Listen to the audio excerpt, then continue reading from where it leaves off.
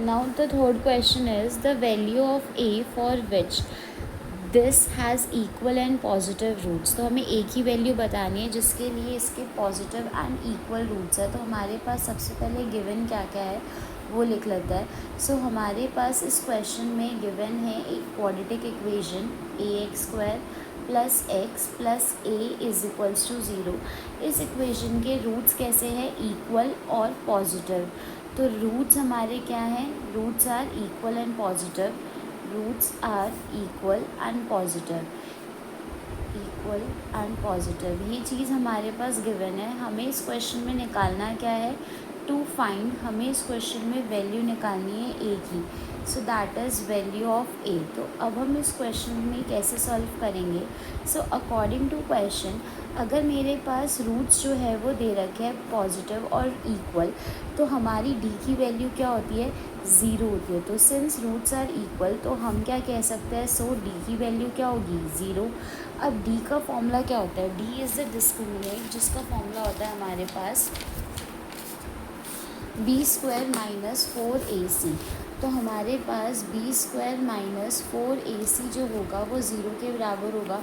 सो हमारे पास नाउ एक क्वाड्रेटिक इक्वेशन दे रखी थी कि ax² plus x plus a is equals to 0. तो यहाँ पर हमारे पास ए बी सी को कैपिटल ले लेता है क्योंकि हमारे पास वैल्यू में भी स्मॉल ए यूज़ हो रखा है. तो ए x² का कोफिशिएंट हो जाएगा, बी हमारा x का कोफिशिएंट विच इज़ 1, सी हमारा कांस्टेंट दैट इज़ ए. अब हम वैल्यूज़ पुट करते हैं तो b² यानी कि 1 का square minus 4ac 4 into a into c is equals to 0. तो 1 का square is 1 minus 4a² is equals to 0. Minus 4a² उधर जाकर प्लस हो जाएगा. 4 यहाँ मल्टीप्लाई है वहाँ जाकर डिवाइड हो जाएगा. अब ये स्क्वायर है तो उधर जाकर अंडर रूट हो जाएगा. तो जब भी हम स्क्वायर का अंडर रूट करते हैं तो प्लस माइनस आ जाएगा. तो हमारे पास ए की दो वैल्यूज़ आ जाएंगी प्लस माइनस 2. अब इसने क्या बोला था कि रूट्स हमारे यहाँ पे क्या है? इक्वल है और पॉजिटिव रूट्स है, राइट.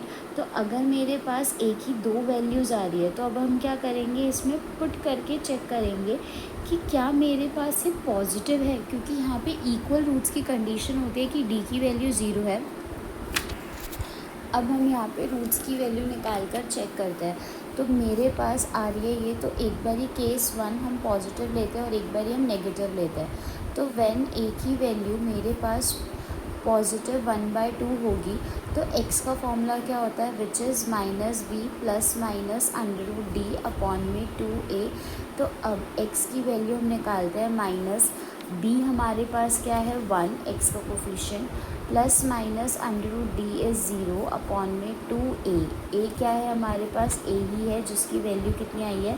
1/2. 2 से 2 कट जाएगा तो x की वैल्यू क्या आ गई? -1, राइट. अब ये तो हमारा नेगेटिव है तो हमारा ये तो पॉजिटिव हुआ ही नहीं. तो therefore it does not satisfy the condition. ये सेटिस्फाई नहीं कर रहा कंडीशन क्योंकि उसने कहा था इक्वल के साथ साथ कैसे है? पॉजिटिव होनी चाहिए. बट यहाँ पे तो x की वैल्यू क्या आ रही है? दोनों -1 आ रही है. तो केस 1 में ये हो गया. अब हम केस 2 में चेक करेंगे. तो केस 2 में अब हम एक ही वैल्यू मान के चलते हैं कि क्या है? नेगेटिव है. अब ये वाली नहीं हुई सेटिस्फाई तो बट ऑब्वियसली सेटिस्फाई ही होगी, बट फिर भी करके देख लेते हैं. फॉर्मूला लगाएंगे minus b plus minus under root D upon में 2a. तो अब हमारे पास b की वैल्यू है -1 plus minus under root D is 0 upon में 2 इंटू ए इज़ -1/2. 2 से 2 कट जाएगा और अंडर रूट में 0 है ही तो वो हट जाएगा. तो अब मेरे पास यहाँ पर x की वैल्यू क्या आ गई? Which is -1 upon -1. माइनस से माइनस कटा तो x की वैल्यू आ गई +1. तो इसका मतलब a की वैल्यू क्या हो जाएगी? देयरफॉर ये सेटिस्फाई कर रही है कंडीशन. तो देयरफॉर a की वैल्यू हो जाएगी हमारी -1/2 विच इज़ इन चारों में से डी ऑप्शन. हमें ये करना पड़ा. अगर ये 1/2 और -1/2 नहीं दे रखा होता तो हम डायरेक्टली कर सकते थे, यहीं पे छोड़ देते. इसमें से जोन सा ऑप्शन होता है उस पर टिक कर देते हैं. बट दोनों ऑप्शन दे रखे थे, अब दोनों में से कोई एक चूज़ करना है तो इसीलिए हमने यहाँ पे लगा कर चेक करा. 2-3 मार्कर में आया तो भी बेनिफिशियल है. You should know it.